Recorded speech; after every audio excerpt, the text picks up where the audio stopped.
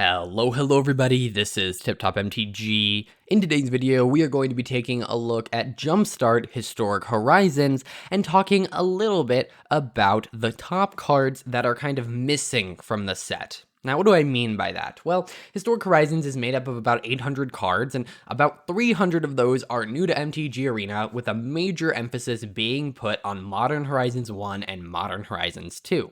So what did I do? I went through Modern Horizons 1 and Modern Horizons 2 and looked at the cards that are not part of this set, and I'm going to talk about which cards I think should have been included. Now, I'm not going to be talking about the most powerful cards from Modern Horizons 1 and 2, and oh, why isn't Ragavan in Historic? I don't think Ragavan should be in Historic. It's an insane card. We're going to be talking about cards that are a little bit more fun, and so obviously this list is going to be a little bit more subjective. What I find fun and interesting, you might find incredibly boring or tedious.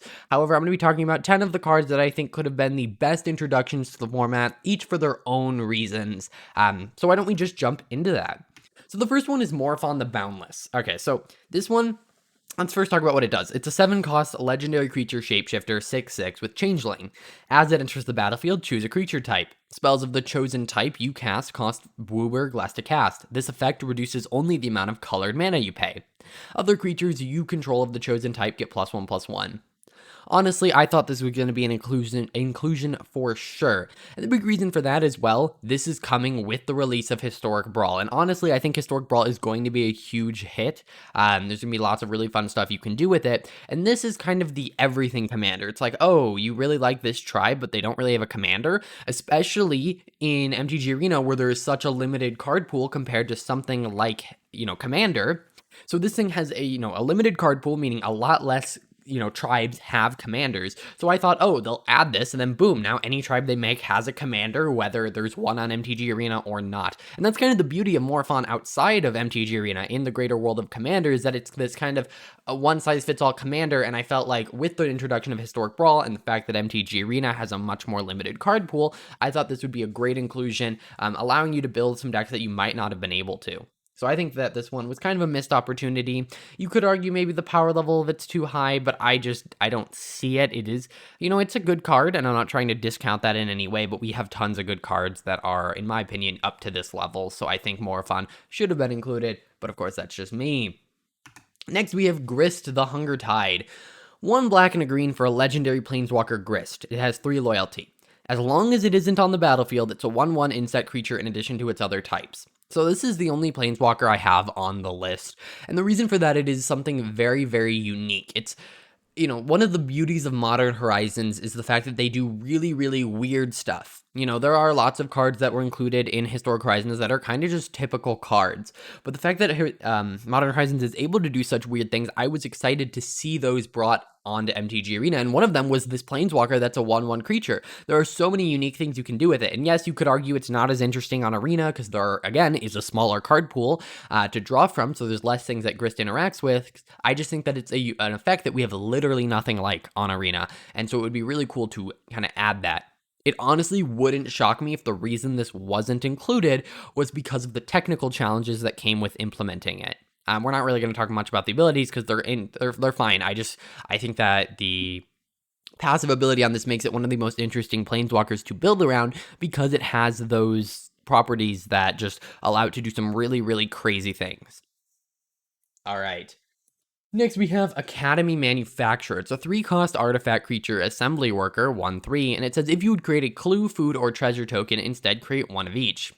Again, kind of not as wacky, I should say, as Grist, but it is still one of those really interesting effects that maybe allows you to build some decks that you wouldn't be able to normally in Historic. Food is a prominent feature, with Eldraine being in the format, and clues and treasure, or clues especially, have way less to go off of, but this would have allowed maybe some niche archetypes to kind of shine forward. I don't think this would have been broken in any way. I just think it's one of those effects that feels really awesome when you get to use it. It's like, oh, I create a food, I'm also creating a clue and a treasure, and I think that's a really awesome feeling. A lot of this video is going to be talking about Historic Brawl because that's one of the big updates coming with Historic Horizons is Historic Brawl, although Historic Horizons was delayed. Just for those who did not know, it was supposed to come out tomorrow from the time this video is being uploaded. However, it is being pushed back 2 weeks. I may do a video covering that, I may not.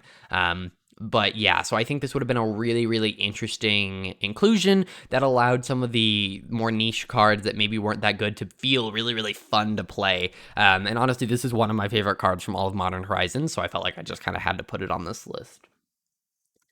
Next, we have Mist Vault Bridge. So this is kind of representing the entire cycle of 10 lands. They're artifact lands that enter tapped and are indestructible, and you can tap to add blue or black. In my opinion, it was a huge miss to, in Historic Horizons, have the dual-colored lands be the ones from M20, and the mono-colored lands being ones that are already in Arena. I think it would have been a great motivation for people to play if the dual lands were new, and the mono-colored lands were also new. I think that, having all 10 of them be in there, like, yes, it's not really going to matter to the decks that they're artifact lands, but it would be an interesting inclusion into Arena where we have more artifact lands. Like, we have, I think, 2, maybe 1. I know we have 1 at least in Arena right now, and I feel like adding more of them could have been interesting. Artifacts really aren't a problem at the moment, so I think it could have been healthy for the format and been interesting just increasing that card pool, but clearly they disagreed, or just didn't want to give it out. I just feel like these would have been really cool to be able to say, oh yeah, now we have these on Arena, and artifact lands can actually be a valid thing that people play. Next, we have Garth One Eye. So this one was one of my last inclusions on the list. By the way, these are in no particular order. It's Wooburg for a legendary creature, human wizard, 5/5. Choose a card from a card name that hasn't been chosen from among Disenchant, Brain Geyser, Terror, Sheevan Dragon, Regrowth, and Black Lotus. Create a copy of the card with the chosen name. You may cast the copy. In my opinion, this would have been a really, really awesome card. Why? Because, well, again, this is coming out with Historic Brawl, and honestly, 5-color commanders are typically the most powerful and the most popular in those formats, and so I feel like, introducing Historic Brawl and bringing with it this awesome 5-color commander would be really, really cool. I mean, like, it is an interesting, unique card that is different than anything else we've seen, which kind of checks that box. It's 5-color, which generally gets people excited. It's pretty powerful. It's obviously not weak, but it also isn't as, I don't think, as powerful as some of our other 5-color commanders that we have currently in the game. And so I feel like this would have been just an awesome commander to try and encourage people to try Historic Brawl. I mean, looking at the list of legendaries, which I'm going to be doing a whole video covering, we do have a 5-color legendary coming with, that being the first Sliver. So it's definitely not like we're not getting, a 5-color legendary. I just feel like Slivers is pretty much, there's one way to build it. Slivers and Changelings. This card can be built around in many different ways, and I think is generally more exciting. So I felt like it could have been a good way to push for those new, those players that maybe weren't interested in Historic Brawl to maybe try it out. Next, we have Soul Talisman. This one, kind of a similar reason. So this one isn't a super interesting card. It isn't a super powerful card. Suspend 3 for 1 mana, and it's an artifact that taps to add colorless. I feel like this is just an interesting way to almost add Soul Ring to the game. Obviously, this is significantly worse than Soul Ring, but, so it can make it feel more like Commander, because people do not play Historic Brawl as their favorite format. I mean, maybe on Arena, but people who are playing Historic Brawl are trying to emulate Commander, and it's almost like a Commander Light, and Soul Talisman feels like Soul Ring Light, so I feel like it could have been an interesting inclusion that maybe saw some play in normal Historic as well, just because it is an artifact for 1 mana that then ends up ramping you, but I just feel like it could have emulated that feeling. Next, we have Karth the Lion. 4 mana for a black and green legendary creature human warrior. When it enters the battlefield or a planeswalker you control dies, look at the top 7 cards of your library. You may reveal a planeswalker card from among them and put it into your hand. Put the rest on the bottom of your library in a random order. Planeswalker's loyalty abilities you activate cost an additional +1 to activate. Alright, so this one might be because it's a little bit of a pet card of mine. However, I feel like this would have been both an interesting commander and a cool inclusion to Historic. I think the biggest reason this wasn't included was the fact that there aren't as many Planeswalkers as there are in Commander. You need to have a pretty significant amount of Planeswalkers to have this work in a 100-card singleton, right? And Black and Green just doesn't have that many in Historic Brawl. So I completely understand that. But I do feel like in like a normal Historic vibe, this, along with something like Vorinclex, along with some of the black-green planeswalkers such as Garruk, we have some Nissas, all of that could have been a really, really interesting deck that may not have been tier 1, but I personally enjoy Super Friends. I know some people don't. It's just something that I find really interesting, and this card is one of my favorites. That one is probably one of my weakest arguments in this whole list. Next, we have Urza Saga. So this is another one where I think the value of adding it is that it is so crazy and unique. I mean, it is very powerful, but you also have to remember, because, search your library for an artifact card with mana cost 0 or 1, put it on the battlefield, then shuffle. That is not as powerful. We don't have soul rings or mana crypts or mana vaults, so it isn't nearly as powerful as it is in something like Commander. Yes, this card is still really good. It is an enchantment land, or it's a saga, and it is still going to have all the crazy abilities that it has, but it's also just not nearly as powerful. What are you going to get for 1 mana that is going to be worth sacrificing a land? I feel like this is one of those cards that isn't the craziest. I mean, it's like, it's not like super duper crazy by any stretch of the imagination, until you start getting those bigger card pools. So I feel like, I don't know how to describe it. Like, it's one of those cards where its power level matches the rest of the format, and so I feel like it would have been a good inclusion because it's one of those cards that can stay relevant. Right now, it's kind of meh, but so is Historic compared to Commander. Then, as you add more and more of 0 and 1-drop artifacts, it gets better and better and better. I mean, there aren't a ton of 1-drop artifacts, and this is not just 1-drop artifacts. It's artifacts that cost specifically 1 colorless mana, which is even less than, that. And so it's very limited in what it can do at this moment, and so I felt like it could have been an interesting inclusion because it would, scale with power. Next, we have Unbound Flourishing, 2 and a green for an enchantment. Whenever you cast a permanent spell with the mana cost that contains X, double the value of X. Whenever you cast an instant or sorcery spell or activate an ability, if that spell's mana cost or ability's activation cost contains X, copy that spell or ability. You may choose new targets. This kind of just creates a whole new, not a whole new deck.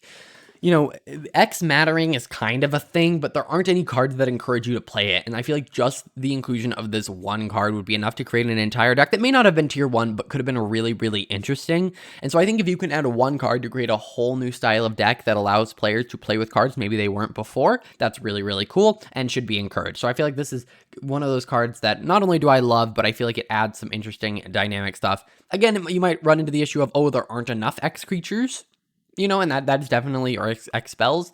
But it's, again, one of those things similar to Urza Saga, where as you add more, it's going to go up in power. So it would be cool to add now.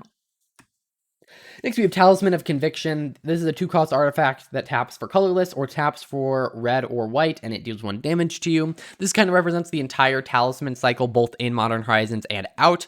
I, again, think that we should be trying to imitate the feeling of Commander. People are playing Historic Brawl for that reason, and so I think adding some more of the 2-mana artifacts that add mana is really good. We have Arcane Signet right now, and that's one of the most powerful 2-mana kind of spells in the game, and so adding things that are worse than it doesn't seem like a huge problem outside of the fact that Arcane Signet only works in Brawl, so technically it doesn't work in Historic, but I don't think this would have been a huge problem for Historic. I think it would have just emulated that feeling a little bit more, maybe raised the power level, those 4-drop commanders coming out on turn 3, but I still feel like it would have helped emulate that feeling of Commander that everyone really wants to copy.